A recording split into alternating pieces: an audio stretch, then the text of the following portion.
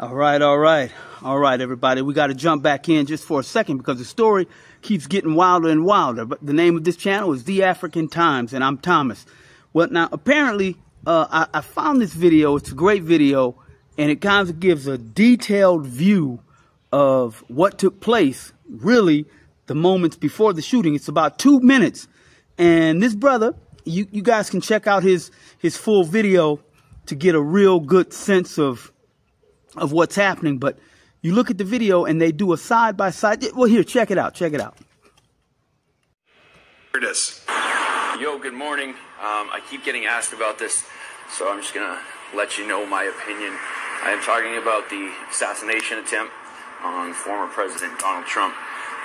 And I know everyone's going to have some crazy opinion. Everyone's going to have a different opinion. It's going to be very wild for the next little while, but just if you don't know me or are new to this page, I spent just about 17 years in the military, just about 14 of which were at Tier 1 Special Operations Unit called JTF-2. Our sniper team has the world record for the longest confirmed sniper kill. And a huge part of our job while I was there and while I was a sniper was doing close protection for VIPs up to and including the Prime Minister when he would go to dangerous countries like Iraq or Afghanistan. We would be in charge of that security. So I'm very familiar with His experience is what he's trying to tell y'all, and I believe it. the layout of these types of things and what the jobs should be. And yesterday, what happened, I have no doubts in my mind that the shooter had help from somewhere within an agency, an organization, or the government. The second I saw that aerial photo of what they were saying happened, it immediately made no sense to me.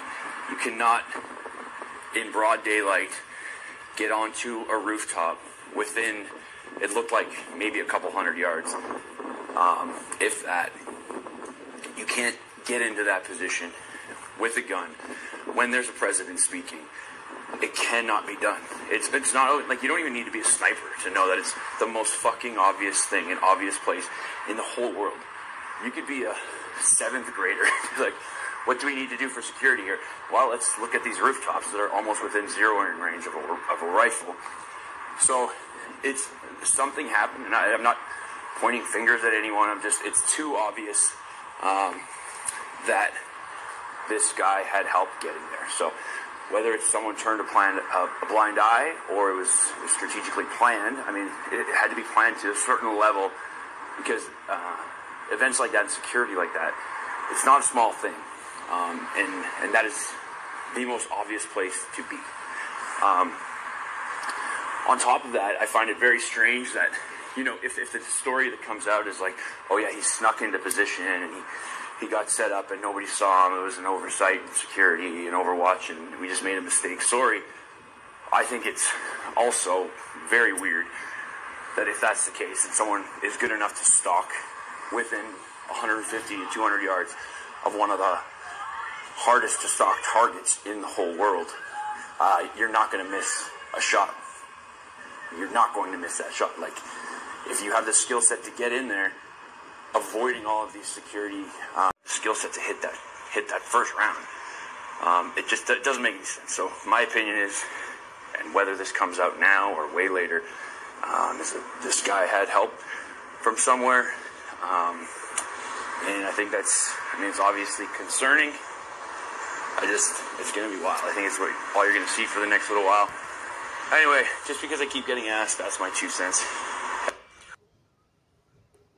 Okay, now did you see that? You can see it and echo what he just said, and I may do another video and mention this clip a lot because it's very helpful, but I want you to see how much time Secret Service had before the shot went off and they knew. Look,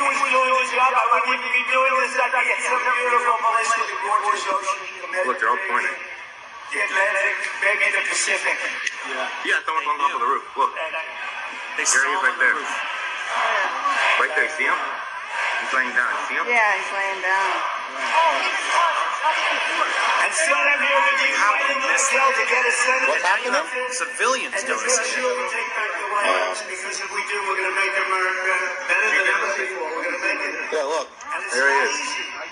Officers have been alerted. Look how the seconds are going by as he's inching around on that roof, sneaking in place. We have criminals. We have people that should not be here. On the roof. It's much tougher than it happened. He went right on the roof with that. Ever. In recorded history, we're the best border. In fact, if they could ever put up a chart, I don't know if they can do it. Do you guys have access to that chart that I love so much? You don't mind if I go off teleprompter, do you? Because these teleprompters are so damn boring, I try and explain that. Oh, there's it. Wow. You guys are doing it. They're getting better with time. My guys, take a look at that chart. Take a look at the arrow on the bottom. See the big red arrow, right?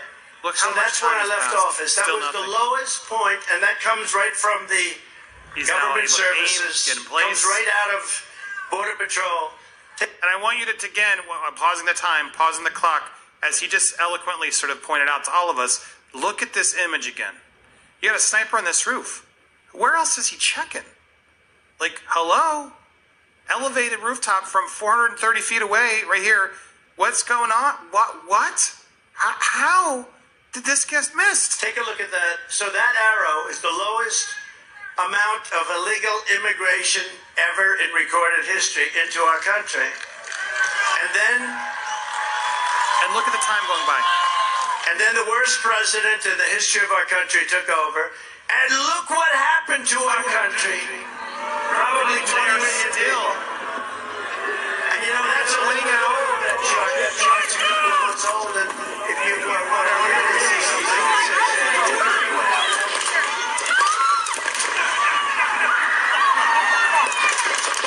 At that point, now you see 2 minutes in. 2 minutes. Did you see the amount of time that took place? And keep in mind that while this brother is moving around on top of the building, the people are saying, hey, a dude is up there, Apparently police inside the building. And yet all of this stuff is taking place. And as you remember, I was telling you, here's a great example. The police officer talks to the guy. The guy has a gun. The police officer, he falls down.